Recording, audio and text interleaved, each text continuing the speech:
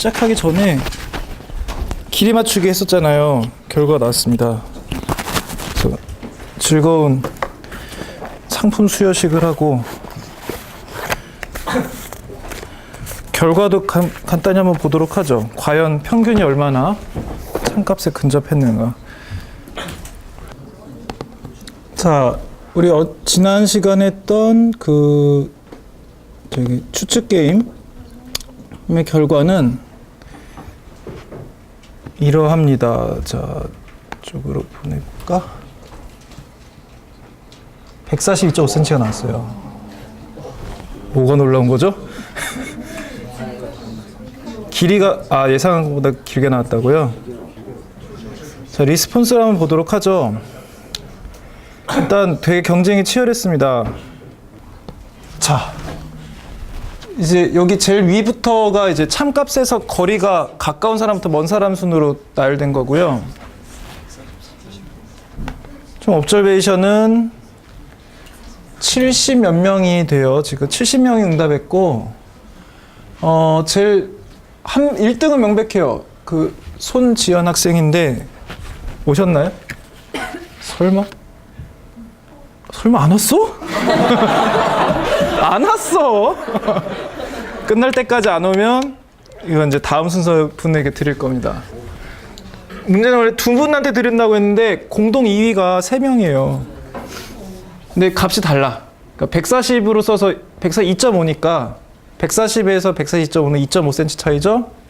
145도 142.5랑 2.5cm 차이니까 같죠. 그래서 아무튼 이 세 분인데 우리가 여기서 주목해야 될 것은 뭐냐면 꺼졌네. 사실은 이거는 여기서 진짜 주목하는 것은 우리가 얼마나 잘하냐 못하냐 이런 게 아니에요. 이렇게 추측해서 응답한 값의 집계치, 즉 두 가지 이제 메이저 집계치가 두 종류가 있죠. 하나는 평균이고 하나는 중앙값입니다. 미디언이라고 부르는데 이 두 개가 얼마나 참값에 근접하냐는 거예요. 평균 같은 경우는 중앙값으로 가장 많이 쓰이는 값이죠. 근데 단점이 하나 있습니다. 뭐냐면 극단값에 취약해요. 예를 들어서 저는 진심인데요 막 하면서 1000km 이렇게 썼다. 5만 cm 이렇게 적었어. 난 진심이다. 그렇게 보이는 건 어떡하냐 라고 하면 내가 할 말이 없지. 평균을 또 넣어야 되죠. 그러면 평균이 어마어마하게 상승해 버립니다. 그런 극단값에 되게 취약해요. 하지만 그런 극단값에 문제가 없다면 사실은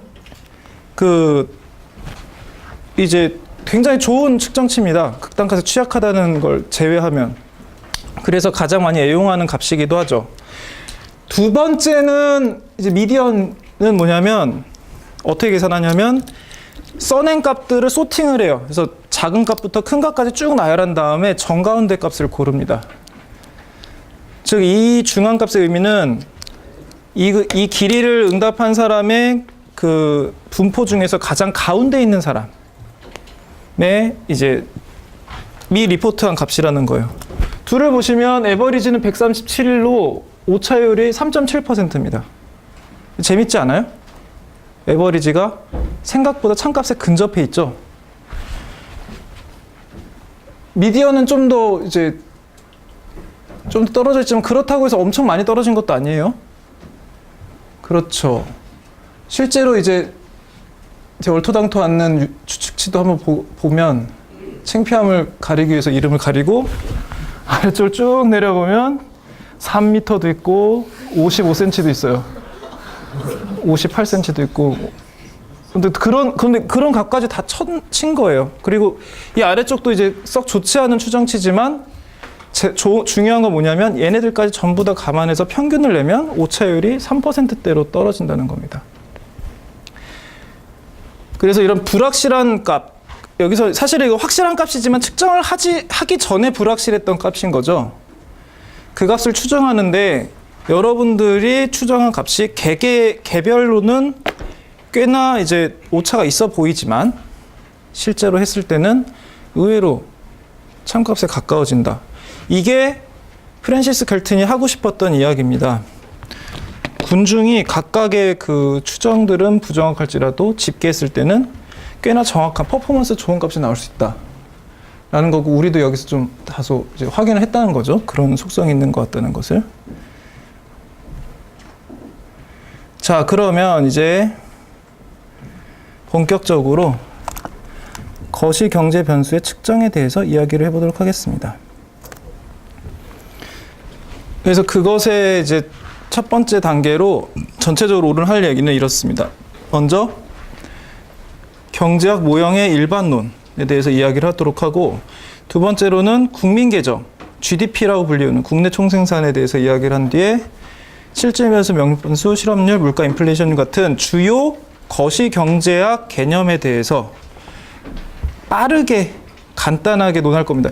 얘네들은 하나가 한 주의 주제예요. 한 주짜리 주제예요. 여기서는 빠르게 개관을 하는 정도로 이런 거구나라는 것을 알아보도록 하죠. 그래서 시작하고자 하는 것이 경제학 모델입니다. 모델이란 무엇이냐? MODEL을 이제 검색 엔진에 넣어서 검색하면 처음에는 패션 모델이 떠요. 그래서 이제 막 이런 게 막 떠요. 옷 입고 있죠. 사람들 공통점이. 물론 모든 사람이 옷을 입고 있지만 아무튼 자제를 어떻게 수습을 해야 될지 모르겠네. 아무튼 그래요.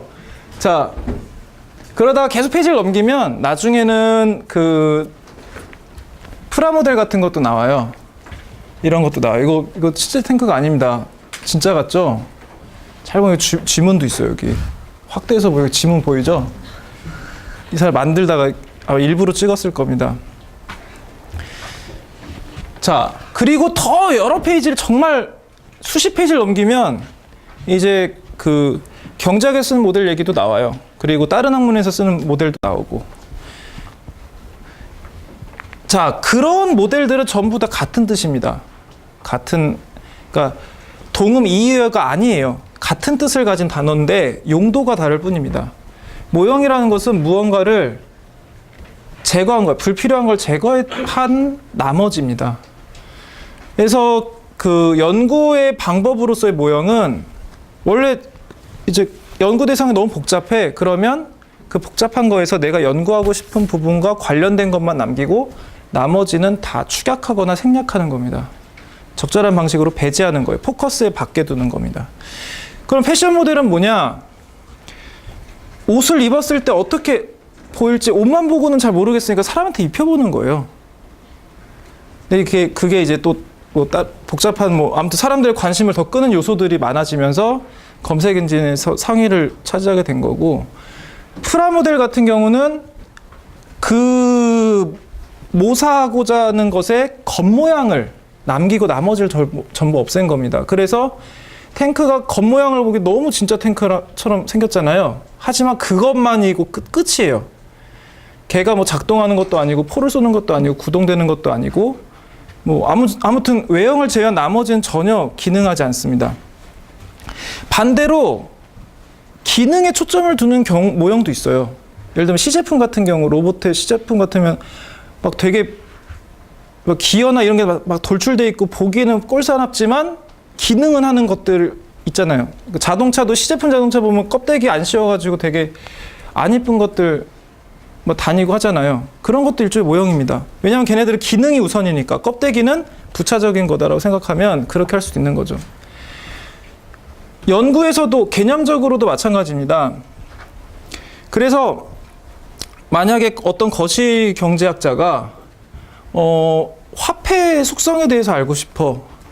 근데 화폐라는 게 너무 복잡하게 이 사회에 녹아 들어가 있으니까, 경제 시스템에 녹아 들어가 있으니까 분석하기 너무 힘든 거예요. 그랬을 때 할 수 있는 게 뭐냐면 포로 수용소에서 포로들이 어떻게 교환해 나가요. 되게 제한된 재화와 그 자원들을 가지고 거기서도 교환할 필요가 있으니까 막 교환을 하거든요. 그런 식으로 하는 겁니다. 조금 더 이제 우리의 이제 피부에 와닿는 그런 예로 들자면 게임 내에서 아이템 거래 같은 걸 분석하는 경우도 있어요. 그래서 나중에도 화폐 얘기할 때 게임 내 화폐에 대해서도 얘기하겠지만 굉장히 좋은 환경입니다. 왜냐하면 외부적 요건과 차단이 됐잖아요. 물리적으로 차단이 됐죠. 우리가 그 버추얼 세계에 이렇게 들어갈 수 없잖아요. 그 반드시 그 컴퓨터사의 서버를 통해서만 들어가야 되니까 모든 거래가 기록되어 있을 뿐만 아니라 되게 재미난 건 뭐냐면 게임사가 설계적으로 시장을 구현할 때도 있지만 그렇지 않을 때조차 시장이 생긴다는 거예요. 그래서 보통 MMORPG 게임 같은 경우는 그런 교환의 장이 되는 장소가 자발적으로 형성됩니다. 마켓 같은 곳이. 근데 생긴 것도 진짜 마켓처럼 생겼어요. 사람들이 뭐 팔아요 하고 막 외치고 있고 뭐 사야 되면 거기로 가. 그래서 뭐 거기 뭐 신비한 은방울초가 여기 있다며요. 그리고 뭐 새 인벤토리 주세요. 그럼 예, 5골드입니다. 이러고 교환해요. 진짜로 그렇게 하잖아요. 게임 해보신 분들은 다 아실 겁니다. 그런 걸 가지고 연구를 할 수도 있는 거죠. 그렇게 하면 좀 더 폐쇄적인 공간에서 좀 더 이제 내 화폐의 역할에 집중해서 볼 수도 있는 겁니다.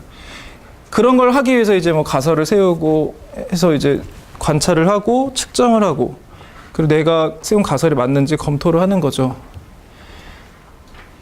그래서 우리가 나중에 이제 이 거시경제를 하면서 배우게 될 모형들은 ISLM, ASAD, 비교 우위 모형 이런 것들을 배우게 될 거예요. 이런 것들은 거시경제학적인 현상들을 설명하기 위해서 고안된 모형입니다. 그래서 ASAD 같은 경우는 좀 더 실물 부분에 수요와 공급에 초점 맞춰서 모형화되어 있고 ISLM 같은 경우는 실물과 화폐 부분 간의 연관관계를 이제 포커스를 맞추고 있죠. 비교 우위는 국제 교역에 초점을 맞추고 있고 세금 모형 같은 경우는 조세가 이제 그 시장에 미친 영향에 포커스를 맞추고 있습니다. 그래서 이코노믹 모델이란 말을 위키피디아에 넣어서 검색해 보면 이런 표현이 나옵니다. 경제학에서 모델이란 theoretical construct니까 이론적 구조물이죠. 무슨 이론적 구조물이냐면 이코노믹 프로세스를 표상하는, 리프리젠트하는 이론적 구조물인데 이코노믹 프로세스라는 거는 경제 현상이라고 생각하시면 될 것 같아요. 경제 과정, 프로세스는 과정이라는 뜻인데 뭔가가 이렇게 계속 연쇄적으로 일어나는 거죠. 근데 그걸 어떻게 표상할 거냐면 by a set of 일련의 변수들과 between them이 이제 베어리어블이죠. 변수들 사이의 관계. 무슨 관계냐면 논리적 그리고 혹은 양적인 관계다. 변수의 관계는 함수입니다, 사실은. 그래서 변수랑 함수로 나타낸 이론적 구조다. 이 경제 현상을 변수랑 함수로 나타낸 거다. 쉽게 말해서 경제 현상을 수식으로 표현한 거다라는 겁니다. 자, 수학 얘기가 여기서 나왔죠. 여러분들이 경제학에서 수학을 쓴다는 건 이미 알고 있을 거고, 근데 그에 대한 훈련은 이미 초등학교 때부터 해왔습니다. 뭐냐면 여러분들이 수학 시간, 산수 시간에 배웠던 문제들은 크게 둘로 나눌 수가 있는데 하나는 진짜 퓨어한 수학 문제가 있어요. 그쵸? 3 더하기 2는 5, 뭐 6 곱하기 4는 24 이런 거를 배우신 부분이 있을 거고, 두 번째로는 일종의 내러티브가 입혀진 수학 문제를 푼 적이 있을 겁니다. 뭐 A라는 사람이 자동차를 500만 원에 샀다가 뭐 400만 원에 팔았다. 이 사람의 통장에는 얼마가 남아있겠는가. 뭐 이런 식으로 문제를 풀면 여러분들은 500만 빼기 400만은 100만. 따라서 100만 원을 가지고 있다. 이런 식으로 이제 수학 문제 바꾼단 말이에요. 근데 분명히 여기서는 스토리죠. 어떤 사람이 자동차를 샀다가 뭐 나중에 다시 되판 스토리가 있고, 여기에서 여러분들은 수학 문제를 끄집어냅니다. 그쵸? 풀어요. 결과가 나왔어요. 그걸 다시 이쪽 이야기에 갖다 다시 내러티브에 적용하죠. 요 얘기예요. 경제학에서도 경제 현상이라는 것을 이 속에서 양적이고 논리적인 함수로, 변수와 함수로 나타내서 그 문제를 풀고 다시 그 결과를 그 내러티브로 되돌려 놓겠다는 겁니다. 결국은 내러티브를 수학한 겁니다. 사실은 그게 가능한 과학이 있고 분야가 있고 그게 불가능한 분야가 있어요. 그리고 그게 효율적인 분야가 있고 그게 비효율적인 분야들이 있습니다. 경제학도 어떤 부분은 이렇게 접근하는 것이 효율적이고 어떤 부분에서는 비효율적이에요. 그래도 사회과학 중에서는 그래서 이렇게 수식으로 접근하는 게 하는 방식을 퀀티터티브 어프로치 혹은 퀀티터티브 그렇게 만든 모델을 퀀티터티브 모델이라고 부릅니다. 퀀티티는 양이란 뜻이죠. 수량할 때 양. 양적 모형이라고 불러요. 양적 모형은 수식, 즉 변수와 함수로 표현이 가능합니다. 논리적 관계로도 표현할 수 있고. 이때 이 퀀티터티브 베어리어블을 구성하는 값은 숫자겠죠. 이 숫자들은 사이즈가 의미가 있습니다. 그러니까 170이냐 160이냐가 의미가 있어요. 그리고 그래서 이제 제일 대표적인 게 숫자인데 내러티브가 입혀진 숫자. 단위가 붙는 경우가 많죠. 단위가 없는데 의미가 있는 숫자도 있어요. 나중에 얘기를 할게요. 대부분 단위가 있습니다. 가계소득은 보통 화폐 단위가 단위로 쓰이고 길이는 뭐 길이 단위들이 쓰이겠죠. 미터나 센티미터. 학점은 뭐 말 그대로 학점 단위가 되겠죠. 4.5다. 우와 잘했구나. 이런 식으로 숫자 의미가 있죠. 내 학점은 1점이다. 믿어지지가 않아. 사이즈를 듣고 뭔가 반응이 나오잖아. 그런데 그렇지 않은 숫자도 있어요. 그러니까 사이즈가 아무 의미가 없는 숫자도 있습니다. 그런 것은 퀄리터티브 데이터라고 불러요. 혹은 퀄리터티브 베어리어블이라고 부릅니다. 이것들이 얘는 여러분들 주민번호나 일련번호들 그리고 여러분들 학번 같은 게 그래요. 물론 앞부분에 있는 거는 연도니까 사이즈가 의미 있죠. 걔는 빼고 뒤에 나머지 5자리. 야, 넌 1, 2, 7, 8, 9인데 그게 숫자가 뭐냐 그게. 너무 크잖아. 이러진 않잖아요. 그렇죠? 3으로 나눠 떨어지네 뭐네 이런 것도 안 해보잖아요. 아무 의미가 없기 때문입니다. 숫자의 사이즈에 전혀 관심이 없죠. 숫자 연쇄적으로 나오면 신기하다 3333이네 뭐 이런 건 할 수 있을지 몰라도 그건 그냥 재미로 하는 거죠. 숫자 사이즈가 의미가 없습니다. 게다가 코딩이라고 해서 코드화하는 거예요. 사실은 여기서 에서 의 수도 이것도 컴퓨터가 다 이제 문자로 쓴 거잖아요. 얘 백그라운드에는 숫자가 있어요. 그래서 에라는 말을 이 글자를 지칭한 숫자들 일련 기호가 있습니다. 모든 걸 이렇게 숫자화할 수가 있어요. 그걸 코드라고 부르는데 그래서 숫자를 이렇게 우리가 알아볼 수 있는 글자로 변환해 주는 것을 인코딩이라고 하죠. 근데 데이터도 그런 게 있습니다. 예를 들어서 내가 연구를 하다가 뭐 성별이 영향을 얼마나 미치는지 알고 싶어 라고 하면 성별 코드를 넣고 그걸 S라고 부른다면 S에다가 뭐 베타를 붙이고 뭐 이런 식으로 뭐 내가 원하고자 하는 것은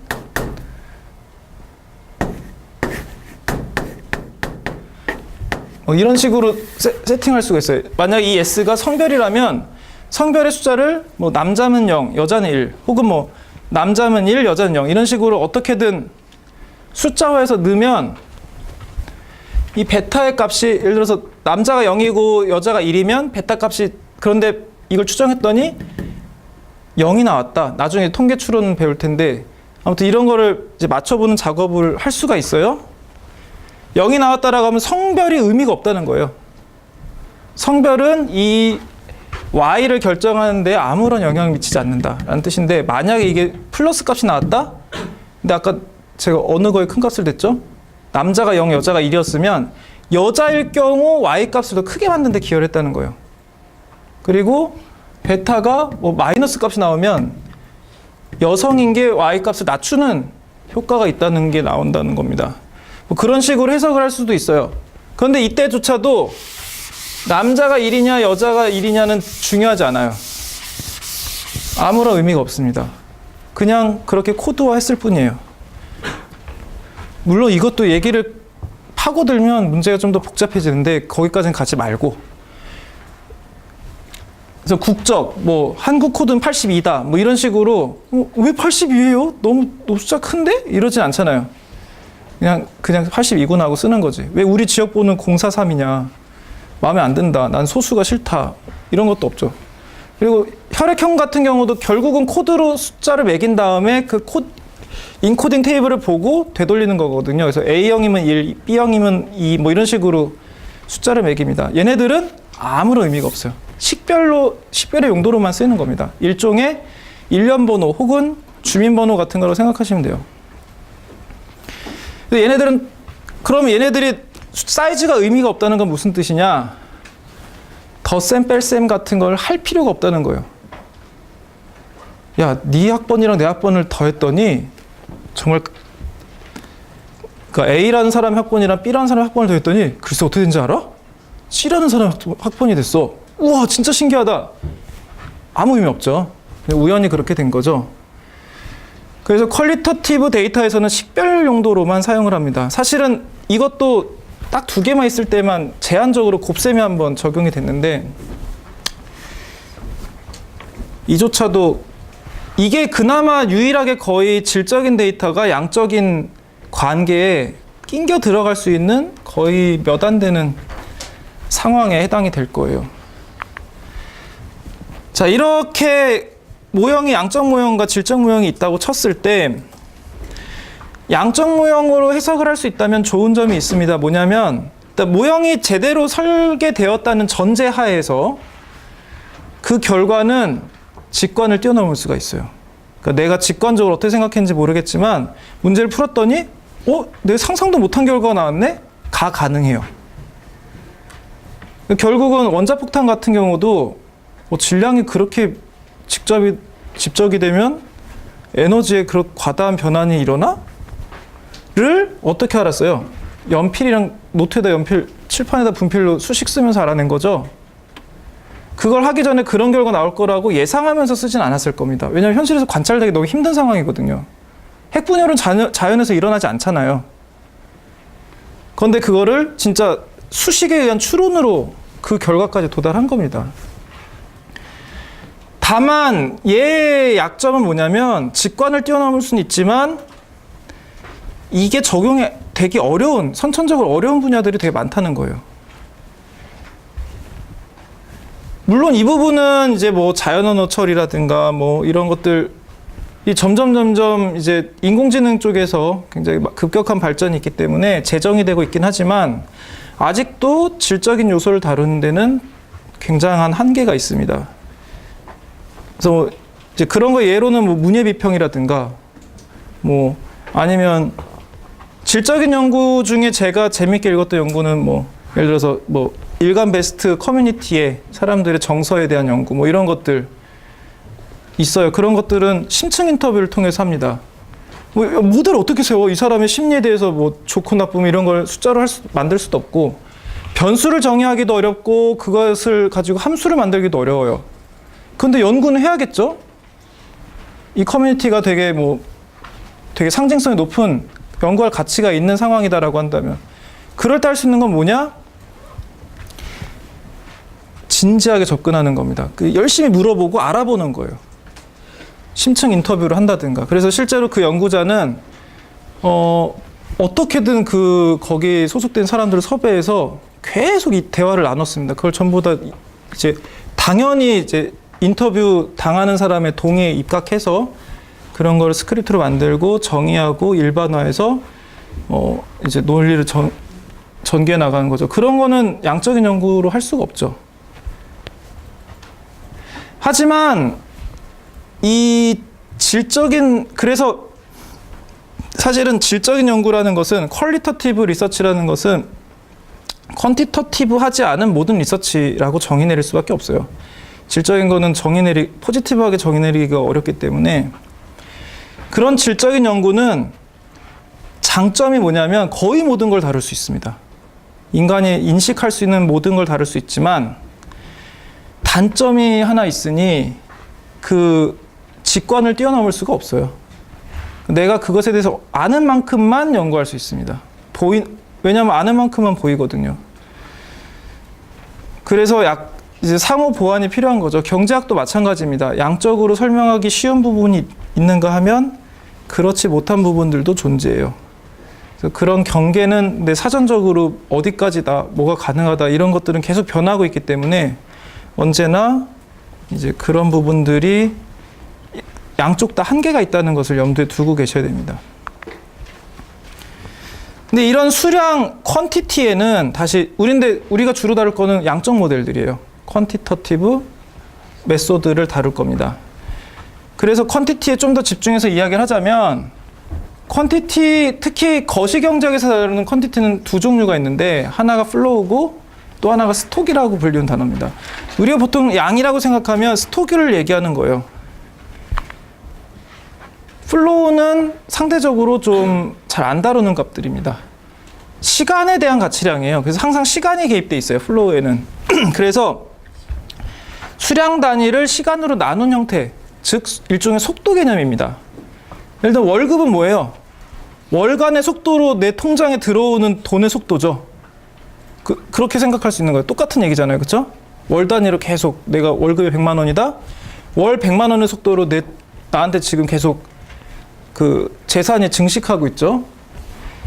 그런 것은 플로우입니다. 만약에 내가 로또를 타가지고 1억 원 한 번에 받았어. 땡이야. 그럼 그 돈은 스톡입니다. 시간이랑 관계없이 한 번 주고 끝나잖아요. 그래서 플로우는 연금, 월세, 핸드폰, 월납입비 같은 것들이 시간에 따라서 지불되는 일정한 돈이니까 플로우인데 거시경제학에서는 대부분 플로우를 사용합니다. 왜냐하면 거시경제는 계속 순환하거든요. 우리도 우리의 수입을 이야기할 때 내가 옛날에 로또 한 번 맞았어 이런 얘기를 하기보다는 내 월 수입이 얼마야 이런 식으로 플로우 단위로 얘기를 많이 하죠. 너 얼마를 썼니? 내가 지금까지 총 쓴 게 120억 막 이런 게 아니라 왜 매월 얼마씩 쓰고 있어 이런 식으로 얘기하잖아요. 실생활에서도 계속 순환하는 가치에 대해서는 플로우를 쓰는 게 적당합니다. 그래서 대부분의 거시 변수는 플로우예요. 하지만 간혹 스톡이 중요할 때가 있기 때문에 이거는 알고 있어야 됩니다. 시간과 무관한 절대량이에요. 시간 단위가 없이 그냥 단순 단위입니다. 그래서 예를 들면 월세에 대응되는 스톡은 전세죠. 전세를 한 번 내면 그 다음에 그냥 예치된 상태로 그 주거권을 가질 수 있는 거고, 뭐 복권의 상금, 로또 맞았어 하면 이제 들어온 상금 같은 것도 스톡이고, 상속을 받았어 한 번에 상속받았으면 스톡입니다. 그리고 핸드폰을 가입할 때 한 번 냈다 그것도, 아니면 핸드폰을 그냥 진짜 돈을 주고 사서 그걸 유심 꽂고 사용했다 그것도 스톡입니다. 그리고 이런 그 관계가 반드시 대수적이어야 될 필요는 없어요. 그것도 염두에 두셔야 됩니다. 관계가 대수적이어야만 하는 것은 아닙니다. 대수적이지 않다 할지라도 객관화할 수 있으면, 객관적으로 기술할 수 있으면, 방침을 기술할 수 있으면 그것도 일종의 함수라고 할 수 있습니다. 그 예 중에 하나가 지도예요. 자, 이것은 어느 건물에, 여러분들이 잘 알고 있는 건물의 항공사진입니다. 여러분들 길 찾기 할 때 여러분들 스마트폰도 위성 모드 켜면 이런 거 바로 나오죠? 이걸 보고 길 찾는 사람들은 별로 없을 거예요. 보통 여기서 불필요한 정보들을 다 떼냅니다. 야, 여기 나무들이 많구만. 이런 건 필요 없잖아요. 다 지워. 지붕이 녹색이구나. 실외기가 밖에 나와 있네. 이런 건 필요하지 않으니까 다 지웁니다. 날려서 필요한 정보만 남기는 거죠. 그러면 내가 길 찾을 때 필요한 정보들만 남아서 사용할 수 있게 되는 거죠. 이런 지도도 일종의 지표면에 대한 모형입니다. 모형의 관점에서 봤을 때는 필요한 정보만 남기는 거죠. 그래서 이걸 도식화하자면 모형에 대한 모형이라고 할 수 있는데, 자, 이쪽에 리얼 월드가 있다고 보세요. 제일 큰 게 리얼 월드입니다. 뭔가 요소가 많아. 그런데 리얼 월드에서 어떤 신기한 현상 하나 발견했어요. 그게 뭐냐면 지금 여기 크로스되는, 라지 F라고 표현하고 있는데 이게 크로스되는 것이 이제 뭔가 내가 포커스를 잡고 싶은, 연구의 대상으로 삼고 싶은 어떤 거예요. 이걸 연구하고 싶은데 너무 요소가 많아서 분석하기가 어려운 거야. 그러면 문제를 축약합니다. 모형화하는 거죠. 그렇게 해서 핵심 요소라고 생각되는 것만 두 가지만 남겨요. 그런데 여기서도 내가 보고자 하는 것과 비슷한 패턴이 발생해. 그걸 스몰 F라고 부른 거죠. 그러면 이거는 문제가 간단해서 풀 수가 있어. 그럼 풀어요. 풀면 결과가 나오겠죠? 그럼 그걸 가지고 다시 리얼월드 방식으로 되돌리는 겁니다. 이게 이제 모형의 기본 메커니즘이라고 할 수가 있겠죠. 이런 거를 이제 식별하기 위해서 과학적인 방법을 사용하는데, 과학에서 가장 중요한 방법은 뭐냐면, 내가 A라는 변화가 있었을 때 그 A만의 변화로 인해서 어떤 일이 발생한지를 식별할 수 있어야 돼요. 근데 A라는 변화가 있는데 그거 연관 있는 B라는 요소까지도 변한다면 나중에 뭔가 내가 타겟하는 패턴이 있을 때 그 패턴 원인이 A인지 B인지 알 수가 없죠. 그래서 반드시 연관 있는 요인 중에 내가 변화시키고자 하는 요인을 뺀 나머지는 전부 다 변화가 없어야 됩니다. 그것을 세테리스 파리부스라고 불러요. Other things equal. 즉 나머지 모든 조건이 변함이 없다면. 그럼 무엇과 다른이냐? 내가 포커스를 잡고 있는 원인으로 생각하는 그 요소 외에 다른 것들이 모두 변함이 없어야 됩니다. 그래서 내가 포커스를 삼고 있는 특정 변수가 변화가 발생했을 때 어떤 결과가 초래될 것이냐. 이건 모든 과학에서 마찬가지예요. 모든 과학에 다 하는 방법입니다. 자연과학에서도 마찬가지예요. 그런데 사회과학에서는 여러 가지 이유로 이런 other things equal이라는 조건을 충족시키는 게 불가능한 경우가 많았습니다. 예를 들어서 실업급여가 변화했을 때 구직활동에 어떤 영향을 미치는지 궁금하다고 생각을 해보세요. 그러면 실업급여를 조금씩 변화해가면서 구직활동의 정도를 체크를 해야겠죠. 그걸 제대로 하려면, 그래서 이 경제의 모든 실업자들한테 랜덤으로 어떤 한 사람한테는 실업급여를 낮은 쪽을 주고 어떤 쪽은 높은 쪽을 줘야 돼요. 이게 가능하겠냐는 거예요. 왜 나도 실업자고 쟤도 실업자인데 왜 쟤는 실업급여를 뭐 10만 원 주고 나한테 20만 원 줘요? 아, 그럼 화가 난 게 아니지. 쟤는 왜 나한테 20만 원 주고 나한테 10만 원 주냐? 반발할 수밖에 없죠. 근데 제대로 알려면 그렇게 해야 되거든. 그게 불가능하니까 어떻게 해요? 복지국가에서는 실업급여 많이 주니까 쟤네들 봐. 그런데 얘네들 구직활동 이렇게 하고 있네? 여기는 실업급여 낮은 국가야. 얘네들은 구직활동 이렇게 하고 있네? 라고 해서 비교하죠. 이것은 사실은 되게 많은 다른 요인들이 지금 other things equal을 충족하지 못하고 있는 거죠. 이 나라는 지금 구직활동에 영향을 미치는 다른 요소들, 그런 실업급여뿐만이 아니라 여타 복지체계, 뭐 교육 시스템, 정치, 뭐 아니면 심지어는 문화까지 수많은 요인들이 영향을 미치는데 그게 통제가 안 되는 겁니다. 그래서 뭐 때문에 제가 구직활동에 영향을 미치는지는 사실은 힘들어요. 이상적으로 되려면 그 나라를 카피해서 페이스트한 다음에 이쪽은 적은 급여, 이쪽은 고급 급여 해야겠지만 그렇게 쌍둥이처럼 비슷한 국가는 거의 없죠, 전 세계에. 그러니 사회과학은 이런 문제를 극복하기 위해서 이론이 고생을 하기 시작합니다. 그래서 경제학 과목에서 악명 높은 과목들이 통계학 과목인데 얘네들은 끝이 없어요. 왜냐하면 세테리스 파리부스가 성립하지 않는 상황에서 이 상황에 유사하게 만들어줘야 되는 과업을 갖고 수학 테크닉을 엄청나게 많이 써가면서 그 문제를 해결하려는 겁니다. 근데 실험이 되면 문제가 되게 간단해져요. 그래서 보시면 실험을 되게 많이 하는 분야인데 생물학이나 물리학 같은 데 실험 엄청나게 하잖아요. 근데 거기서 통계학이 악명 높지 않거든요. 그쵸? 잘 모르실 수도 있는데 한번 물리학과나 생물학과 친구한테 물어보세요. 뭐 실험 방법론에서 통계학이 얼마나 뭐 악명이 높니? 하면 그게 무슨 얘기야? 이렇게 얘기할 거예요. 하지만 사회과학 쪽에서는 통계학은 정말 골치 아픈 학문입니다. 그 이유가 이쪽은 수포자가 많고 이쪽 수포자가 적고 이런 게 아니에요. 테크닉 자체가 어렵습니다. 그래서 그 사회과학자들이 쓰는 통계학적 테크닉을 물리학이나 생물학자들이 보면 학을 떼는 거죠. 이렇게 해야 돼? 이렇게까지 해야겠어?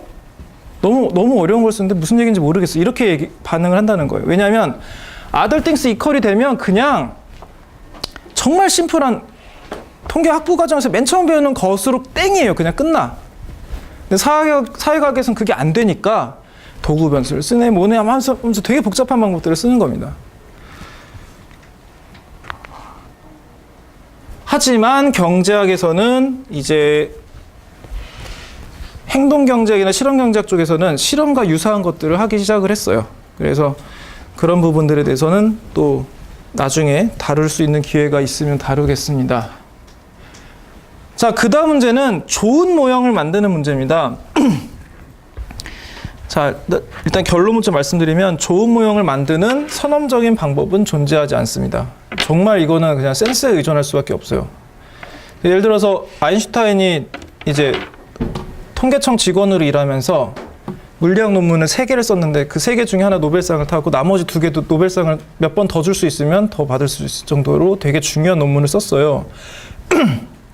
그런데 상대성 이론들을 보니까 이제 뭐 물리학의 여러 가지 원칙들이 있는데 거기에 서열을 매겼다는 거죠. 그 사람은 상대성 원리를 제일 최고 서열에 놨는데 이게 최고 서열에 놓을 이유가 뭐냐? 라고 그냥 그럴 것 같아서예요. 내가 이거 증명했어 라고 한 게 아니라 서열이 이렇다면 이런 결과가 나올 것이야 라고 논문을 쓴 겁니다. 근데 그게 실제로 일어난 거죠.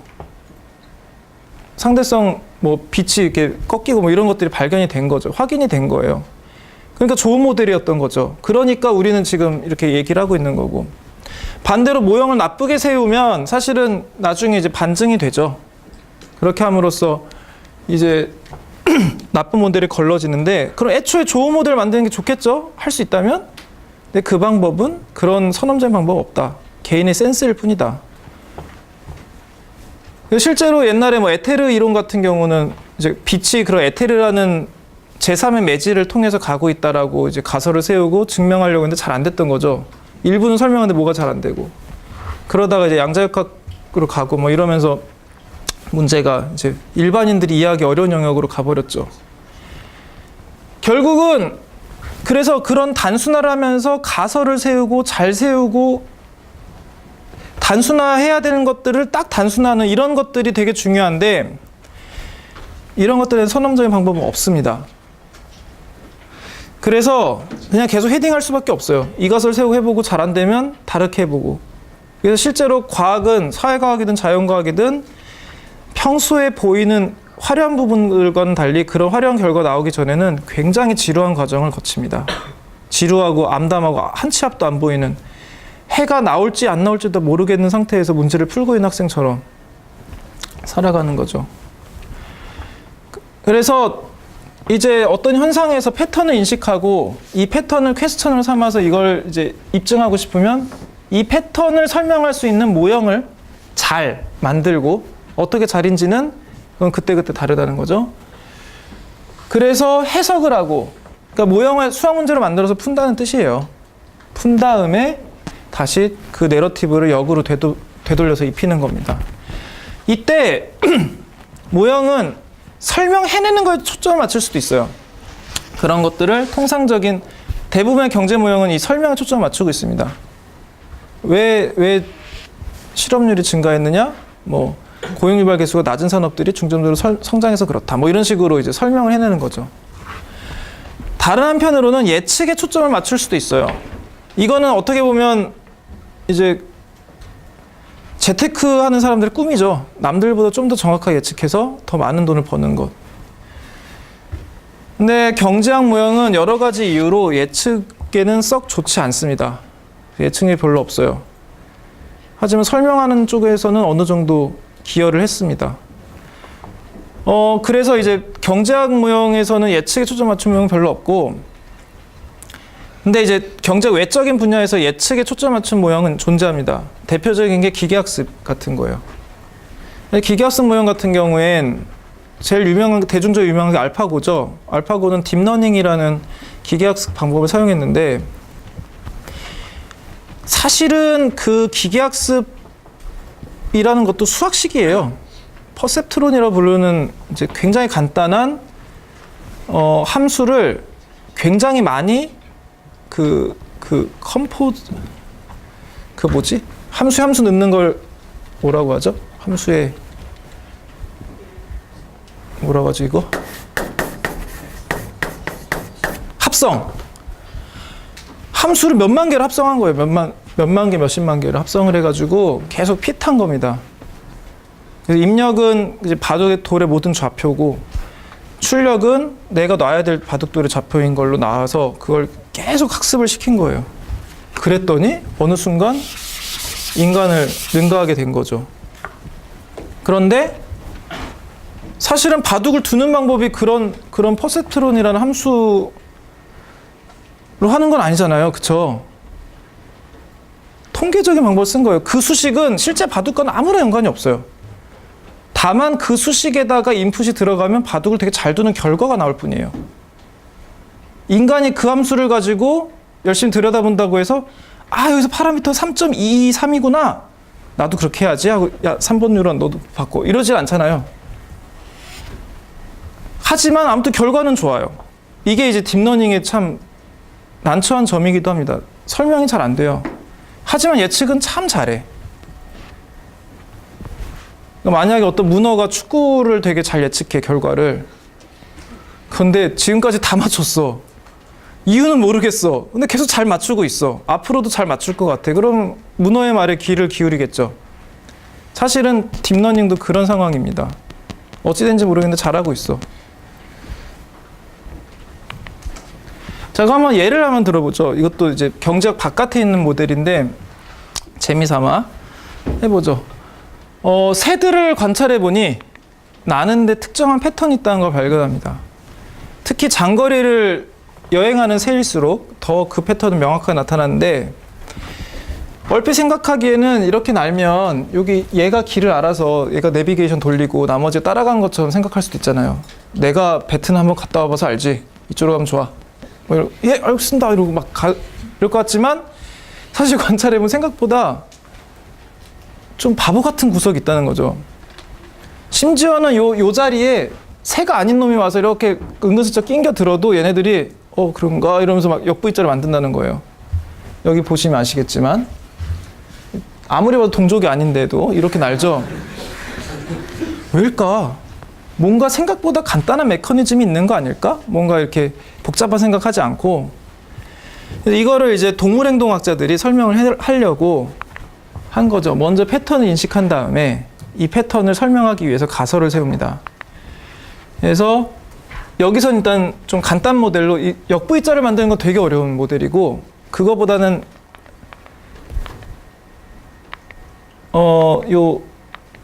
요런 느낌은 되게 쉽게 만들 수 있어요. 요런 느낌을 만드는 걸 목표로 이제 만듭니다. 그래서 먼저 첫 번째 원칙은 이게 이제 목표라는 새고요. 이 새의 가시범위입니다. 이 동그라미가. 자기 가시범위 안에 있는 새들에 있어서는 조금 더 너무 가까우면 떨어지려고 한다. 당연하게 생각될 수 있는 가설이죠. 두 번째는 자기 가시범위에 있는 새들이 향하고 있는 방향과 비슷한 방향으로 가려고 한다. 방향을 향하려고 한다. 향하는 거랑 실제로 움직인 거를 얘는 구분했어요. 왜냐하면 새들이 이렇게 해서 이렇게도 날 수 있잖아요. 이렇게도 날 수 있고, 이렇게도 날 수 있고, 이렇게도 날 수 있고. 그런 것 때문에 그렇게 한 거고, 그 다음에 자기 가시범위 내에 새들의 무게중심적인 위치 쪽으로 가려고 한다. 뭐 이런 식으로 예를 해서 시뮬레이션을 돌려보는 거죠. 돌려볼까요? 돌려봤습니다. 자, 돌려봅시다. 이런 거 시뮬레이션 돌려주는 프로그램이 있어요. 자, 여기 새입니다. 가상의 컴퓨터 속의 새예요. 아까 말한 세 가지 원칙을 가지고 그거대로 하는 거예요, 지금. 처음엔 랜덤이 됐는데 한참 돌려보시면 뭔가 약간 이제 무리지어서 날기 시작합니다, 얘네들이. 분명 아까는 골고루 흩어져 있었는데 지금은 좀 비교적 덩어리져서 돌아다니고 있죠. 빨리 감았어요, 지금. 보면 약간 삼각형적인 모양의 이제 덩어리가 형성되어 있다는 걸 알 수 있습니다. 진행 방향으로. 그래서 어느 정도 역V자까지는 아니지만 이제 뭉쳐 다닐 때 약간 뾰족한 모양이 되는 것은 설명을 한 거죠. 이거의 유사 모형으로 물고기 떼들이 왜 되게 멋있게 움직이거든요. 이 떼들이. 근데 얘네들이 뭐 어디서 제식 훈련 받고 나서 마스 게임 하는 것도 아니고 그냥 하는 거잖아요, 살면서. 그럼 뭔가 되게 심플한 룰에 의해서 움직였을 거라는 거죠. 그 심플한 룰이 무엇일까? 이런 걸 이제 유추해 보는 겁니다. 그래서 여담으로 이제 이쪽을 아는 분한테 물어봤는데 역V자는 어떤 모델 쓰냐고 했더니 가설이 훨씬 많대요. 지금 딸랑 3개로 했잖아요. 그게 훨씬 개수가 많다고 합니다. 그래서 경제학에서도 마찬가지예요. 뭔가 패턴을 찾기 위해서 패턴을 인식했다. 혹은 아무튼 패턴을 찾는다. 모든 퀘스천 하나 만들고요. 현상을 관찰하든지 해서 만들고 리얼 월드에서 그런 것들에서 내가 필요로 하는 변수들을 측정 과정을 통해 측정합니다. 그런 측정한 숫자들, 결국은 리얼 월드에서 추출해낸 숫자들을 모아놓은 것을 데이터라고 불러요. 이런 데이터를 일단 리얼을 관찰하면서 또 나타나는 패턴들을 보고 저 데이터를 가지고 통계학적인 기법을 적용해서 이 옵저버된 사실을 모형으로 만듭니다. 그렇게 해서 만들어진 게 변수와 함수로 이루어진 이코노믹 모델, 퀀티터티브 모델인 거죠.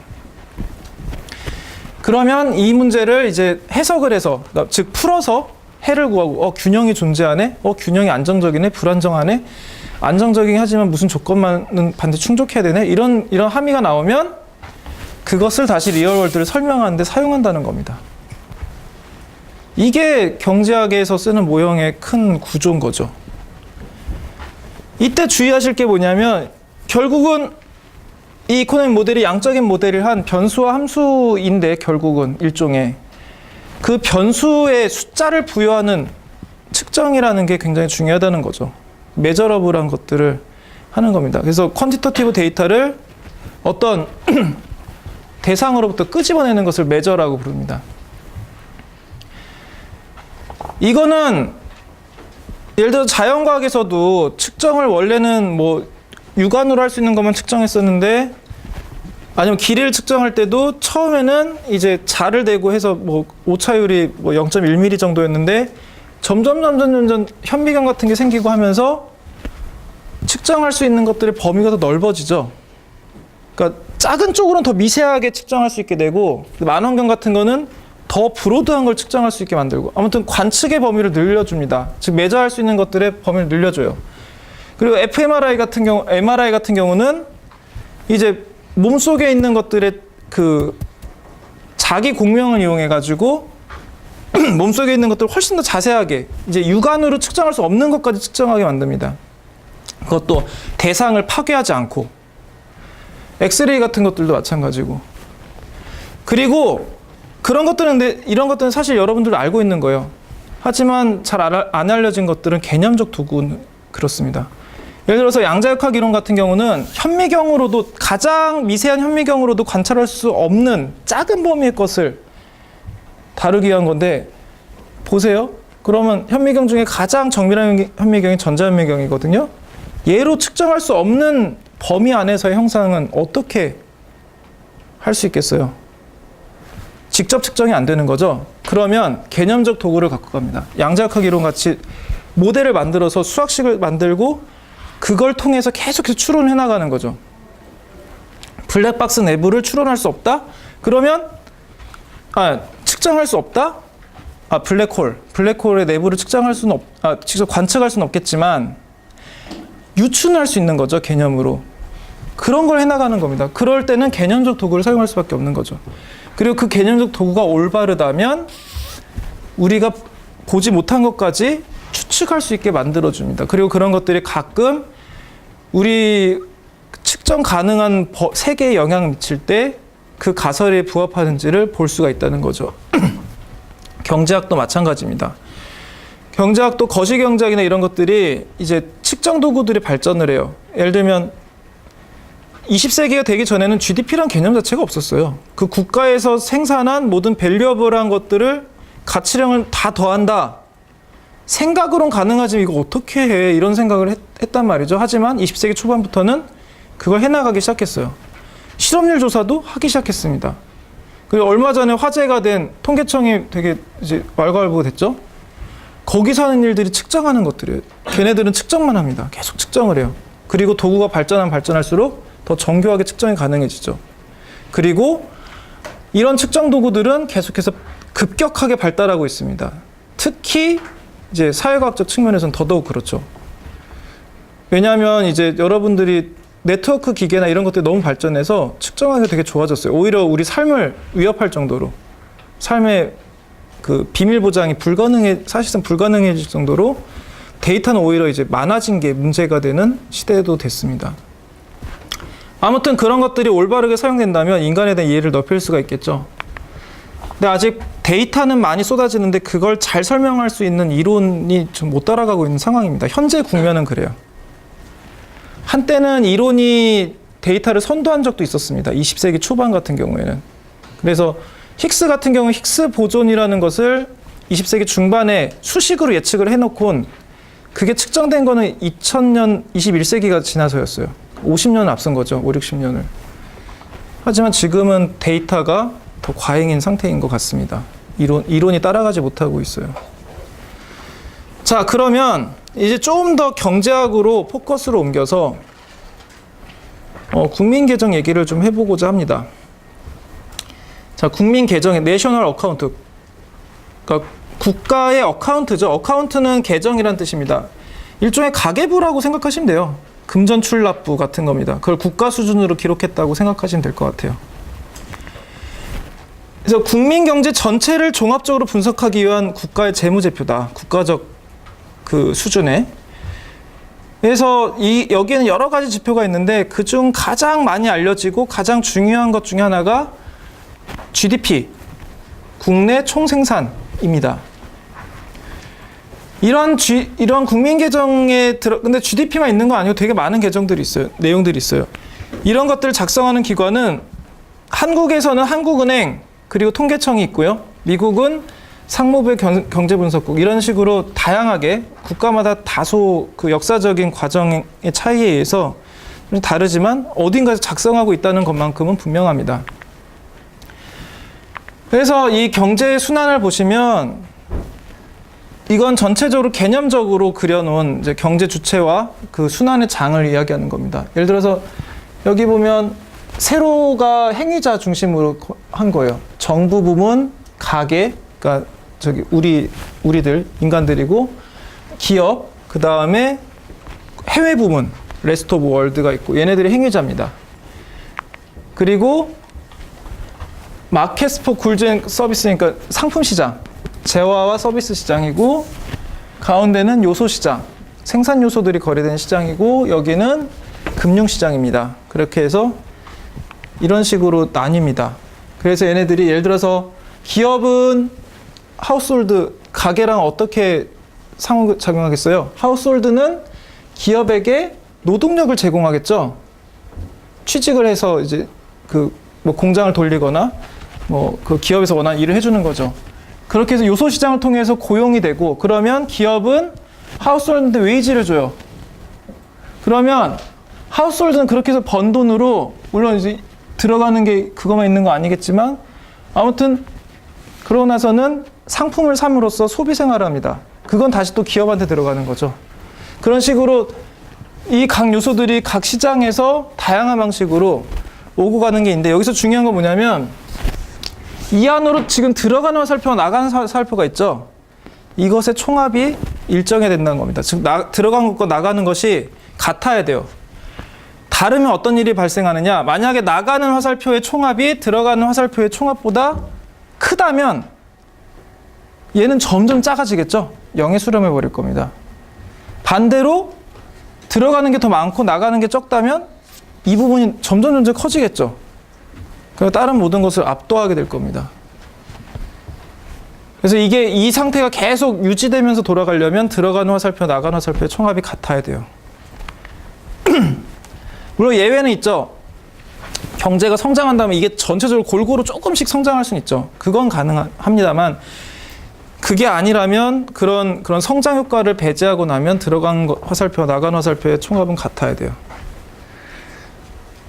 그래서 이 요소들별로 살펴보면 가계는 모든 인간들이 어느 가계에 속해 있습니다. 누구나 빌 게이츠도 가계 한 구성원이죠. 그런데 아니 그건 개개인으로 하지 못하러 가계라고 해서 그 가족 단위를 묶었느냐. 경제 분석을 해보니까 모형화 해보니까 개인으로 하면 참 설명이 안 되는 거예요. 왜냐하면 가족들 간에는 거래를 돈 받고 하지 않잖아요. 내가 너 학교까지 태워다 줄게. 이럴 때 택시비 환산 15,000원인데 내가 운전을 좀 못하니까 20% 디스카운트해서 이러지 않잖아요. 1,500원만 줘. 카드로 긁어도 돼? 이러지 않잖아요. 그냥 합니다. 그러니까 그거는 사실은 경작의 대상이 아니에요. 증여니까. 경작은 반드시 거래되는 것만을 대상으로 해야 됩니다. 그래서 그런데 이제 가게 바깥에서 얘네들끼리 하는 건 좀 이게 등가 교환을 한단 말이에요. 거래를 한단 말이에요. 근데 이 안에서 너무 거래를 안 하니까 그냥 묶어버리는 게 설명이 더 잘 될 때가 많습니다. 즉 모델화하기에 효율적인 최소 단위가 가구다, 하우스홀드다 라는 거예요. 얘네들의 거시적 의미는 생산 요소의 측면에서는 노동의 공급자입니다. 사실 가치의 근원이죠. 인간이 개입된 정도가 적을수록 가치는 작아집니다. 그게 아무리 밸류업을 하더라도. 그거에 예로는 사고 실험만 할 수 있는데 소금 같은 걸 사고 실험을 할 수 있죠. 그 소금 맷돌 얘기 아시죠? 옛날엔 소금이 귀했다. 그리고 바다가 안 짰다. 로 시작하는 그걸 이제 경제학적으로 얘기하면 그 당시에 소금의 가격은 되게 높았다. 희소하니까. 그런데 요술 맷돌이 소금을 무한정 만들었다. 노동이 개입되지 않고 만든 거죠. 근데 이 맷돌을 가진 자가 엄청난 부자가 될 수 있는 상황이죠. 그래서 형제가, 사이 좋았던 형제가 그걸 갖고 티격태격 싸우다가 배 위에서 어쩌다가 그 맷돌이 그 호수에 가라앉아 버린 겁니다. 민물 바다에 가라앉은 거죠. 근데 안에서도 계속 무한히 생산하고 있으니까 바닷물이 짜졌다. 그 결과 어떻게 됐어요? 소금의 가격이 하락했죠. 되게 싸졌죠. 그래서 왜 그러느냐? 이 맷돌은 무한히 만드는 거예요. 만약에 이게 만드는 소금이 아니라 스마트폰이라고 쳐봐요. 어떤 미지의 기계를 외계인이 두고 갔어. 근데 얘는 자원도 안 먹고 그냥 스마트폰이 계속 나와. 유심만 꽂으면 개통이 돼. 라고 쳐봐요. 무슨 일이 일어날까요? 가격이 다운되겠죠. 발에 아이고 오늘도 스마트폰 누가 버리고 왔네 이러고 분리수거해야겠다. 스마트폰 전용 수거하면 버리고. 그럴 거 아니에요. 가격이 다운됩니다. 아무리 밸류업을 해도. 왜냐하면 그 기계는 인간 노력이 들어가지 않기 때문이죠. 결국은 인간 노력이 얼마나 많이 갈아 들어가느냐, 그러니까 그 가치를 결정합니다. 그래서 그런데 그러면 그 인간의 노력은 어디서 오느냐? 가계가 모든 인간이 구속되어 있는 속해져 있는 단위니까 공급자라고 할 수 있는 거죠. 가치의 근원이라고 할 수 있는 거죠. 그리고 재화와 서비스의 주요 소비자가 됩니다. 또한 금융시장 입장에서는 주요 투자자가 됩니다. 세이빙을 하니까, 저축을 하니까. 그래서 얘네들은 사실은 인간 그 자체죠. 어떻게 보면 얘네들이 제일 행복한 게 인간사의 궁극적인 목표죠. 기업은 행복한데 뭐 인간은 불행하고 이런 건 아니잖아요. 뭔가 수단과 방법이 바뀐 거죠. 구성한 인간들이 골고루 다 행복하면 그게 가장 이상적인 상태잖아요. 아무튼 그래서 어떻게 보면 후생 극대화의 직접적인 대상이기도 합니다. 그래서 이 가계 행태를 중심으로 보고 싶다면 생산 요소 입장에서는 노동경제학이 그런 상급 과목이 되고, 미시경제학의 소비자 이론이 이제 이런 가계 행태를, 소비자로서의 행태를 설명하는 부분의 이론입니다. 기업은 거시적 의미로는 생산자이자, 그러니까 재화 서비스, 즉 상품을 공급하는 그 주체이자 생산 요소의 소비자입니다.